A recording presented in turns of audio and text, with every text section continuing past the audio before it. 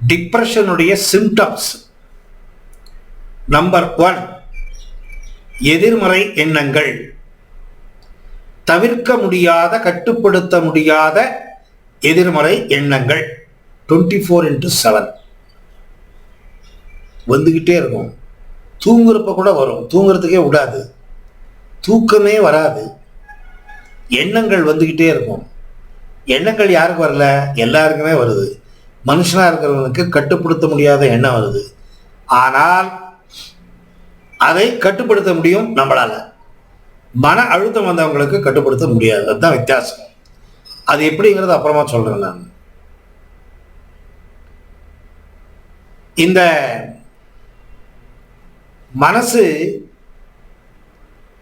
சரியா வேலை பண்ணலாம், உடல் உறுப்பு கெட்டு போடுன்னு சொன்ன உங்களுக்கு நான். ஃபர்ஸ்ட் மனம் அழுத்தம் வந்துச்சுன்னா தூக்கம் வராது, தூக்கத்தில் டிஸ்டர்பன்ஸ் இருக்கும். ஒன்றா தூக்கமே வராது, இல்லை எப்பவுமே தூங்கிட்டு இருப்பாங்க, இல்லை தூங்கிட்டு இருந்த விழிப்பாயிடுச்சுன்னா திருப்பி தூங்க மாட்டான்.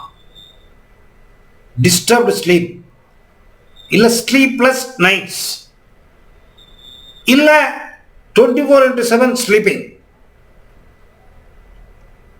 சோம்பேறித்தனம், சுறுசுறுப்பு இருக்காது. சாதாரணமாக நம்ம மூளை காத்தால எந்திரிச்ச உடனே தன்னுடைய வேலையை தான் சரளமாக பண்ண ஆரம்பிச்சிடும். நம்ம மண்டைக்குள்ள எல்லாமே ப்ரோக்ராம் பண்ணி வச்சிருக்கோம். இன்னைக்கு பண்ணுறது நாளைக்கு, நாளைக்கு பண்ணுறது நாளைக்கு, ஒரு வாரத்துக்கு முன்ன பண்ணது எல்லாமே ப்ரோக்ராமாக இருக்குது தலைக்குள்ள. மன அழுத்தம் வந்தவங்களுக்கு எதையுமே தன்னிச்சையாக தான் பண்ண முடியாது. ஞாபக மறதி, எதை எங்கே வச்சேன்னே தெரியாது,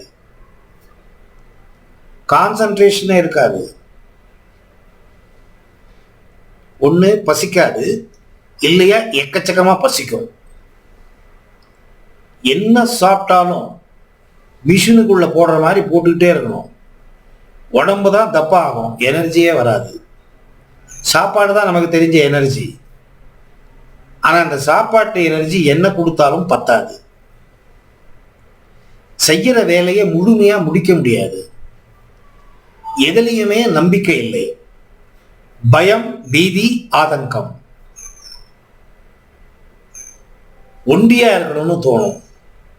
யார் கூடவும் பழக முடியாது.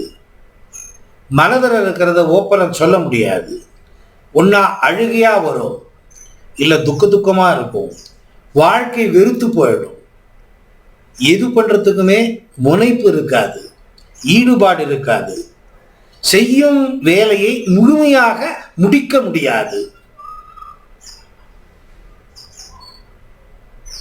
உடல் உறுப்புகள் ஒன்னொன்னா வலிக்க ஆரம்பிக்கும். தலை வலி, மூட்டுக்கள் எல்லாம் வலி, முதுகு வலி, முதுகு தண்டுவடம் வலி, ஆர்த்ரைட்டிஸ்ன்னு சொல்லுவோம், அது வந்துடும். ஜீரண கோளாறு வர்றதுனால மற்ற எல்லா கோளாறுகளும் வரும். ஸோ இந்த மாதிரி சொல்லிட்டே போகலாம். இதெல்லாம் காமனா நான் சொன்ன இந்த 8-9 டிப்ரெஷனுக்கும் இருக்கு. இதை மருந்து மாத்திரைகளினால் சரி செய்யவே முடியாது.